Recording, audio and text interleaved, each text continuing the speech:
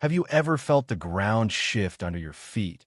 Not because of an earthquake, but because a single sentence suddenly made your entire childhood feel like a carefully rehearsed lie? The day my mother said, "I never owned property in my life," she didn't raise her voice. She didn't hesitate. She said it the way people say the weather forecast, flat, certain, unquestionable. And yet, something in my chest tightened, the way it does when instinct senses danger before the mind can explain it. We were sitting at the small kitchen table, the one with the chipped corner and the uneven leg I'd fixed 3 times already. Sunlight came in through the blinds in pale stripes, dust floating lazily in the air. The room smelled like burnt coffee and old paper. Ordinary. Safe. That's what made it worse. The conversation hadn't even been about money at first. It never starts that way. It had begun with paperwork. Routine, boring, something I'd volunteer to help with because that's what daughters do when their parents get older. Deeds, wills, insurance forms. The unglamorous architecture of a life.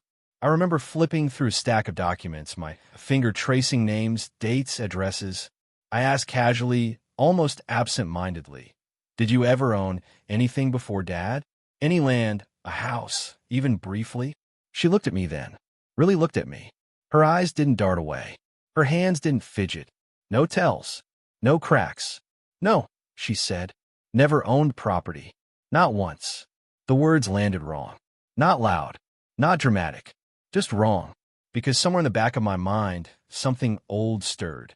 A memory without edges. A half-remembered story from childhood. A road trip we took once, decades ago, when I was small enough that the world felt enormous and adults felt permanent. I remembered stopping near an empty stretch of land. I remembered her standing quietly, longer than necessary, staring out past the windshield as if she were looking at something only she could see.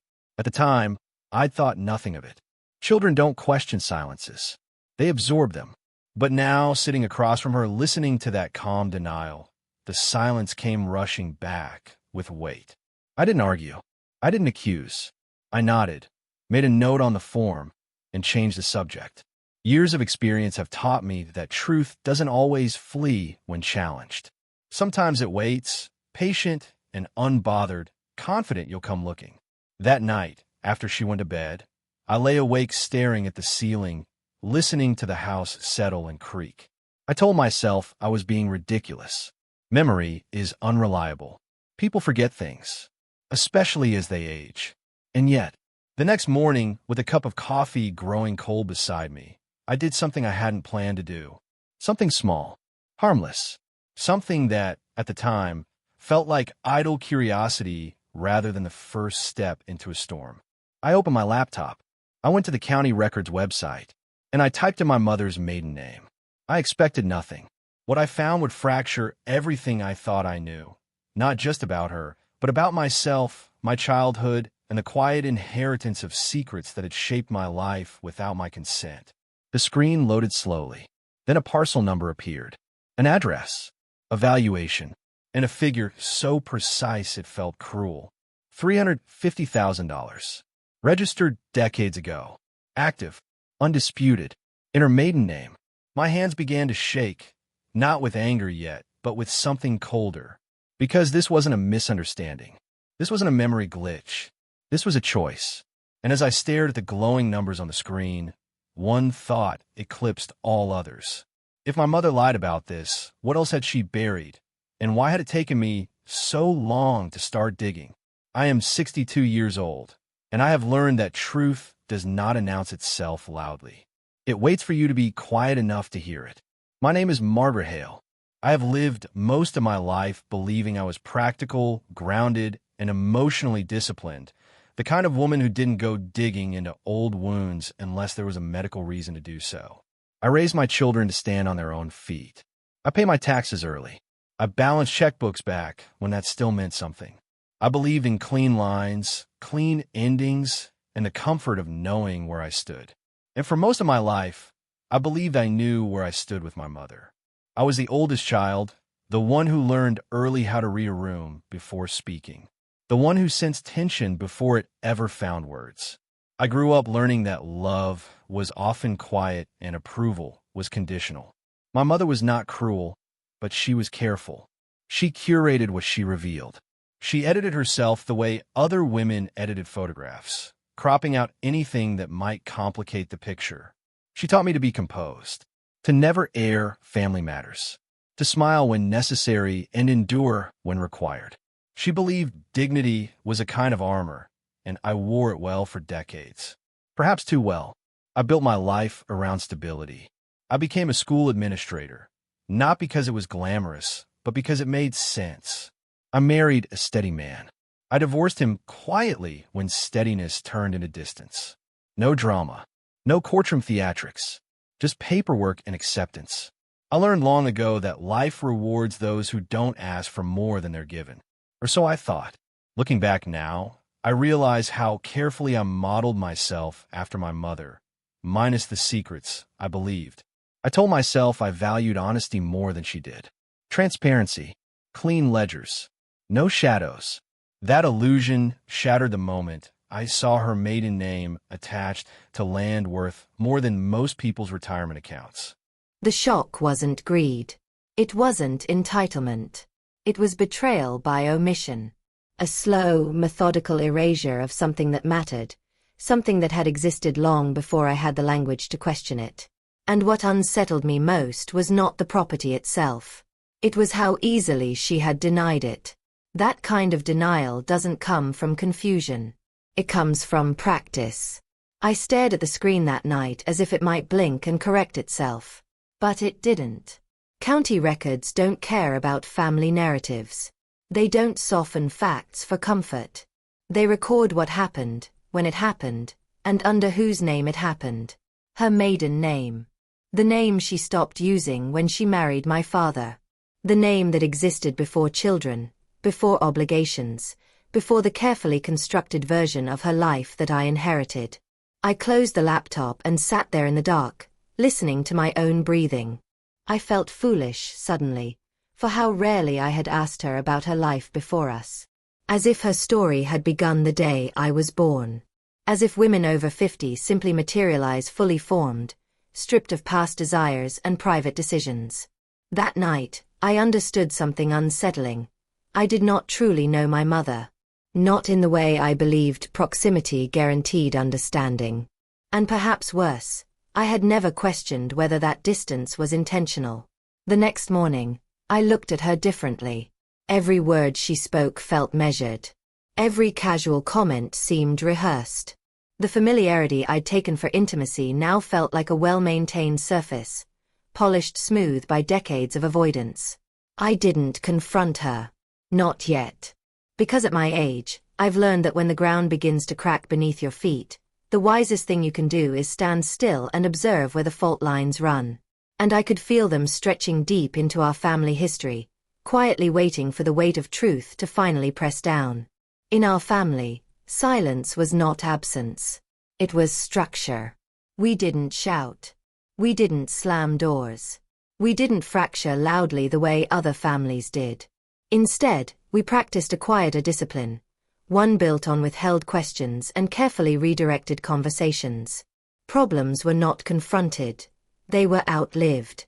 Time, my mother believed, was the most elegant solution to discomfort.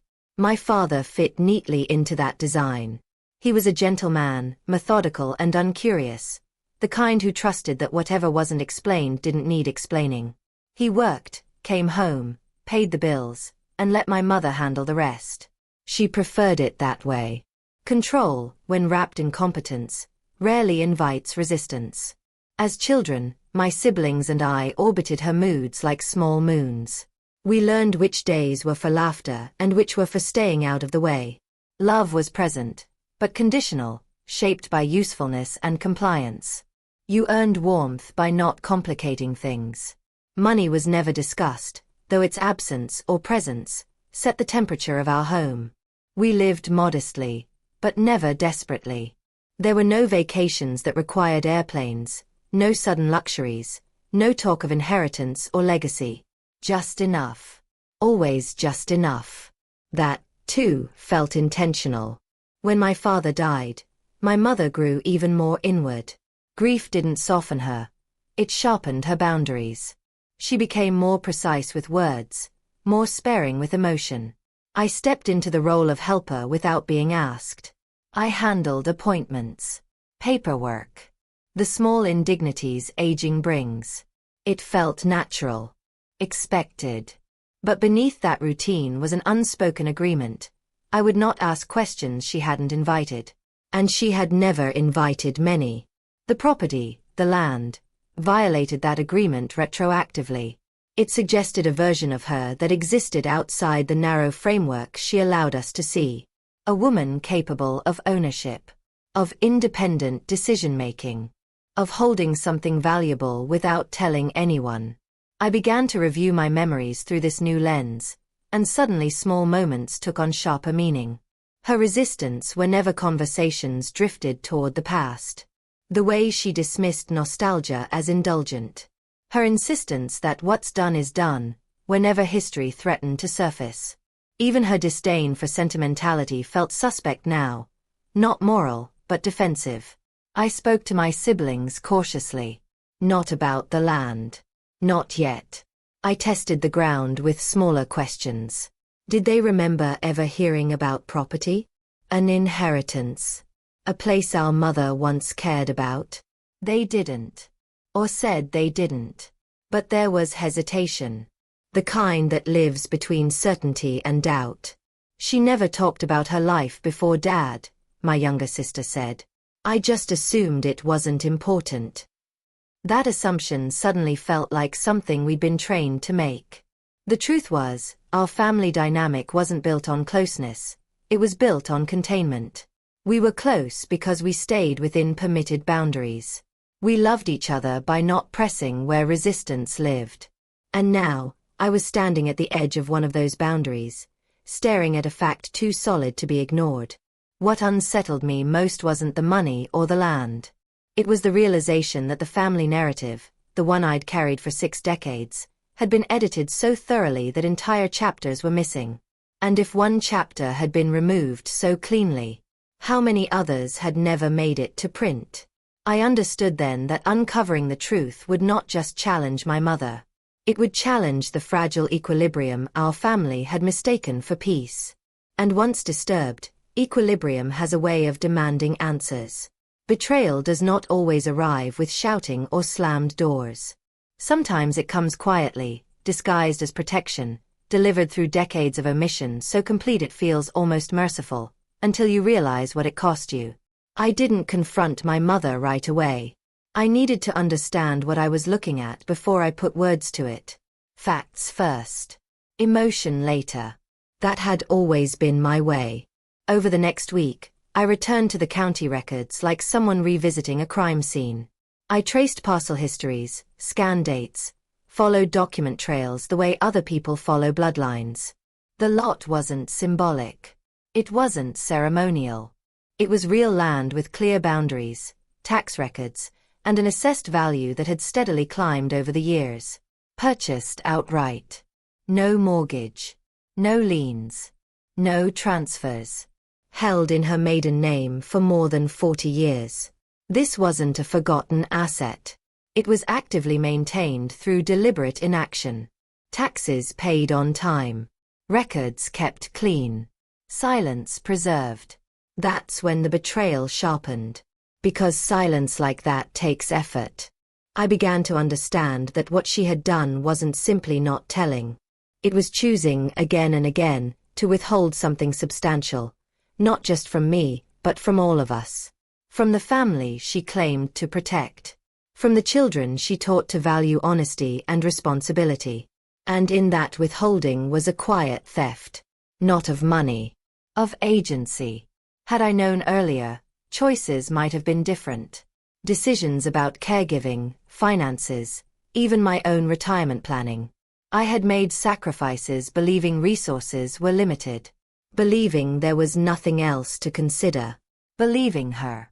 The day I finally asked her again, I chose my moment carefully. Afternoon light. Calm atmosphere. No audience. I didn't accuse. I invited. Mom, I said gently, are you sure you never owned any land? Not even a long time ago. She froze. Not dramatically. Just enough. Her eyes moved. Not away, but inward. Her jaw tightened. For the first time since this began, her composure slipped, just slightly. I told you, she said. No. I didn't raise my voice. I saw the county records. The room went very still. For a moment, I thought she might deny it outright again. But something shifted. Her shoulders lowered, as if the weight she'd been holding had finally become too heavy to keep aloft. That land doesn't matter, she said. It was never meant to. That was when the betrayal became undeniable. Because what she was really saying was that I wasn't meant to know. She explained it in fragments. That she'd bought the land before my father, before marriage, before children. That it was a mistake, then a safety net, then a burden. That she didn't want it complicating things. That she was protecting the family. Protecting us from what? From the truth? From her autonomy? From the fact that she had once planned a life that did not include us? I realized then that this wasn't about land at all. It was about control. She had decided, unilaterally, what version of her life we were allowed to inherit. She had rewritten her own history and expected us to live inside the edited version without question. And when I pushed back, when I asked why she hadn't told us, her voice hardened. Because it wasn't yours, she said. That sentence cut deeper than anything else. Because it wasn't just a defense. It was a declaration. She had drawn a line, between her past and our present, between her autonomy and our right to know, between what she owed herself and what she owed her family. And standing on the wrong side of that line, I finally understood something painful and clarifying. This wasn't a misunderstanding to be smoothed over. This was a reckoning waiting to happen. Once the truth surfaces, you have two choices: recoil from it, or follow it all the way to its source. At 62, I no longer had the luxury of pretending I didn't know what my instincts were already demanding. I chose to investigate. Not out of spite. Not even out of anger, though anger hovered close, like heat you can feel before flames appear. I investigated because facts, unlike people, don't manipulate. They don't guilt. They don't revise themselves to preserve comfort. I returned to the records, this time with intention. I pulled every document tied to that parcel. The original deed, tax assessments, zoning notes, even archived planning maps from the decade it was purchased. Each piece told a story more coherent than the one my mother had offered. The land sat just outside a town that had grown steadily over the years. What had once been nothing was now surrounded by development. Subdivisions, retail strips, paved roads inching ever closer. She hadn't sold because she didn't need to. She hadn't transferred it because that would require disclosure. She had simply waited. I consulted a property attorney under the pretense of curiosity. I didn't use my mother's name at first. I spoke hypothetically. Asked what it meant when land was held in a maiden name, never disclosed in marriage, never addressed in estate planning. The answer was precise and unsettling. Legally, the land was hers alone. Ethically, that was murkier. Because while she had every right to own it, her silence had shaped decisions that affected everyone else. Silence, I learned, can be legally sound and morally corrosive at the same time. As the investigation deepened, so did my emotional excavation. I found myself revisiting memories not for nostalgia, but for context. Her insistence on frugality even when it bordered on deprivation. Her refusal to accept help. Her quiet panic whenever money conversations lingered too long. This land hadn't been irrelevant. It had been insurance. A private exit she never shared. The final piece came unexpectedly. An old neighbor, someone I tracked down through a property boundary record, remembered her. Remembered her visiting the land alone years ago. Standing there, measuring something invisible. She said it was her fallback, the woman told me. In case life went wrong. Life had gone wrong at times. My father's illness. Financial strain. Years where we all tightened belts together. Except we hadn't all been equally exposed to risk. That realization changed everything. I wasn't angry because she had owned land. I was angry because she had watched us struggle while sitting on an unspoken safety net, one she insisted didn't exist. This was no longer about inheritance. It was about truth. And truth, once assembled, demands action. There is a moment in every long, quiet injustice when endurance becomes complicity. I felt that moment arrive not with a bang, but with a calm so complete it startled me. I had spent weeks collecting facts, documents, confirmations, proof layered so thoroughly it left no room for denial. Yet I hadn't slept better. I hadn't felt lighter. Knowledge alone does not restore balance. It only clarifies what must be done. The turning point came on an ordinary afternoon. My mother was sitting in her usual chair, knitting something she would never finish, the television murmuring in the background. She looked smaller than she used to, frilier. And for a brief moment, I considered letting it all go. But then I thought about the years I had rearranged my life to help her. The financial caution I'd practiced. The choices made under assumptions she had engineered. I thought about how truth withheld is still truth weaponized. And I realized something critical. Confronting her wasn't cruelty. Silence had been. I turned off the television and sat across from her. No documents in my hands this time. No accusations in my voice. Just clarity. I know why you kept it, I said. And I know you had the legal right to. She stiffened, already preparing her defenses. But I also know what it cost, I continued. And pretending it didn't matter is no longer an option. She tried to interrupt. I didn't let her. For decades, we lived as if there was no margin. No backup. You watched us make decisions based on that belief. You allowed it. Her eyes filled, not with tears, but with something harder. Recognition. This ends now, I said quietly. Not with punishment. With truth. I told her what would happen next. The land would be formally acknowledged. Included in her estate planning. Disclosed to my siblings. Not to shame her, but to restore agency to the rest of us. Her reaction was swift. She accused me of betrayal. Of disrespect. Of dragging up a past she had buried for a reason. She said I was trying to control her, just as she had once controlled the narrative. And that's when the final shift occurred. I'm not trying to control you, I said. I'm refusing to protect a lie that never protected me. That sentence changed the air between us. For the first time, she looked afraid, not of consequences, but of exposure. Of being seen not as the careful matriarch, but as a woman who had chosen self-preservation over shared truth. I stood up then, hands steady, voice calm. You taught me that integrity matters, I said. This is me finally believing you. I didn't wait for her permission. The decision was made. The reckoning would be quiet. Legal. Documented. Ethical. No raised voices. No courtroom drama. Just the slow, irreversible correction of a story that had gone unchallenged for far too long. As I left the room, I felt something I hadn't felt since this began. Relief.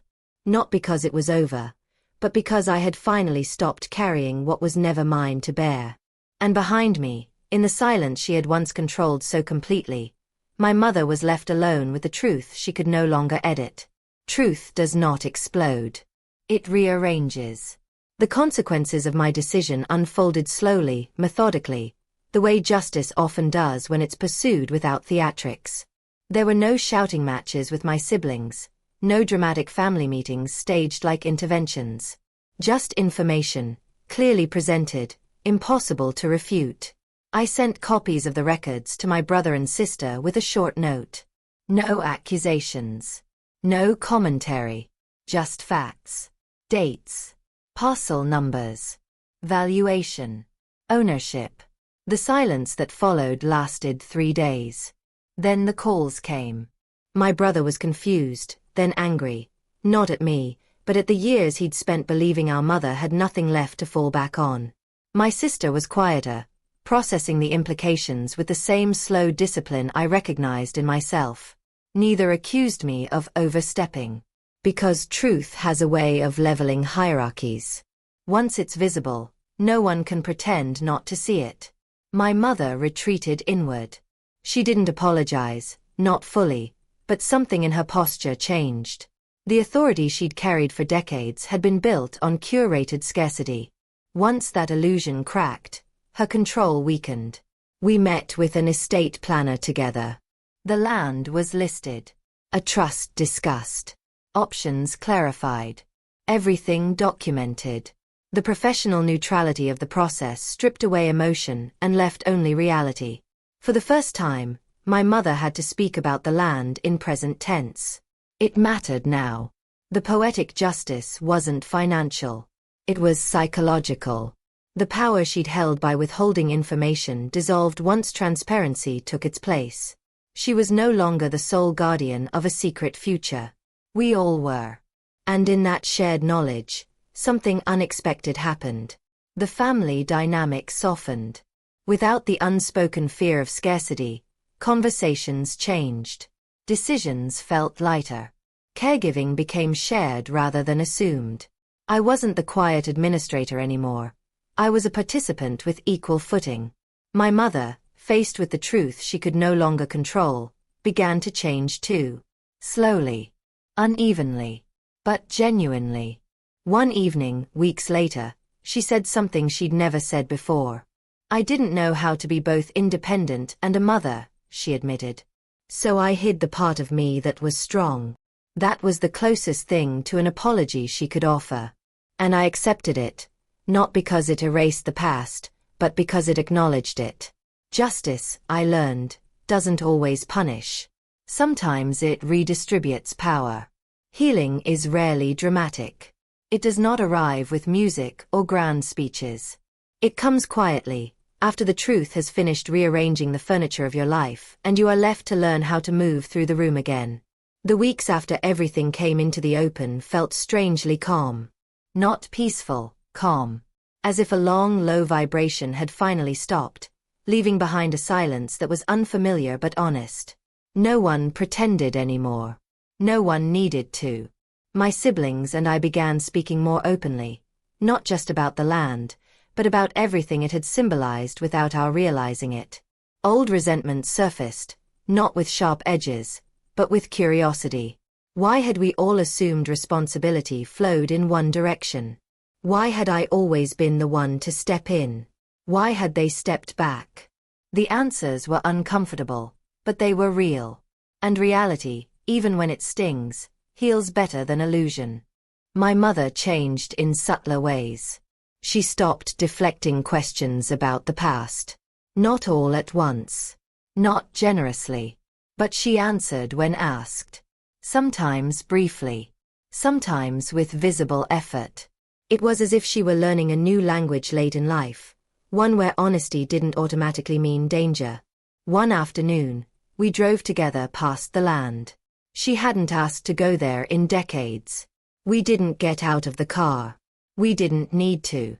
The lot was still mostly empty, bordered now by newer structures that dwarfed it. What had once felt like a secret future now looked small, almost ordinary. I thought owning something meant I could disappear if I needed to, she said quietly. But I never did. I understood then that the land had never been about escape. It had been about permission. Permission she'd never given herself to use. That realization softened something in me. Not absolution, but understanding. She hadn't hidden the land because she was greedy. She'd hidden it because she was afraid of needing it, and afraid of admitting she might. As for me, the aftermath brought an unexpected clarity. I adjusted my own plans. Rebalanced responsibilities. Released myself from the role of quiet compensator.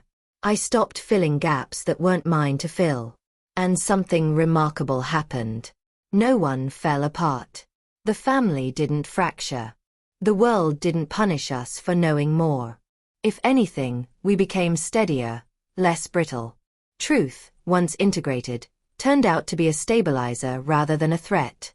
Healing, I learned, isn't about forgetting what was withheld. It's about no longer organizing your life around the absence of truth. And as the weeks turned into months, I realized that the greatest inheritance I'd gained wasn't financial at all. It was the freedom to live without second-guessing the ground beneath my feet. There is a particular kind of damage that doesn't bruise the skin or break the bone. It settles instead into posture, into habit, into the quiet decisions you make without realizing you're compensating for something you were never told. For most of my life, I believed stability came from endurance, from saying less, from accepting the version of events handed to me and building my choices around them without protest. I thought that was maturity. I thought that was love. I was wrong. Stability built on omission is not stability at all. It is tension held in place by silence, waiting for the moment it can no longer bear the weight. My mother didn't steal money from me. She didn't ruin my future or deliberately harm her children. What she did was subtler and more common.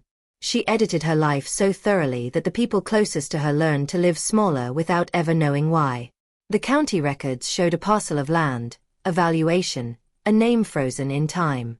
What they did not show were the years of caution shaped by an invisible lie. The decisions made under false scarcity. The emotional labor absorbed quietly by the one child who sensed responsibility before it was assigned.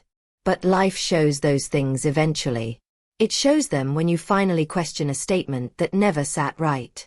When you decide that love does not require blindness. When you understand that asking for truth is not an act of aggression, it is an act of self-respect. The revenge in this story was never about punishment. It was about correction. Ethical revenge is not loud. It does not humiliate or destroy. It restores balance by removing the advantage secrecy creates. It says, we will all stand on the same ground now, whether it is comfortable or not. Redemption followed, not because my mother suddenly transformed, but because truth allowed everyone else to adjust their posture, their plans, their expectations. We stopped bracing for collapse that was never inevitable. And perhaps the most important lesson came quietly, long after the documents were filed and the conversations ended. I learned that inheritance is not just what is passed down. It is also what is withheld. And we are allowed, at any age, to question what we have been carrying on faith alone. If you are listening to this and something in your life feels inexplicably tight, constrained, or smaller than it should be, I invite you to ask a gentle but fearless question. What might I be compensating for that I was never told? Because the truth does not ruin families. Silence does. And once you stop protecting a lie that never protected you, you may discover that the ground beneath your feet was always stronger than you were led to believe.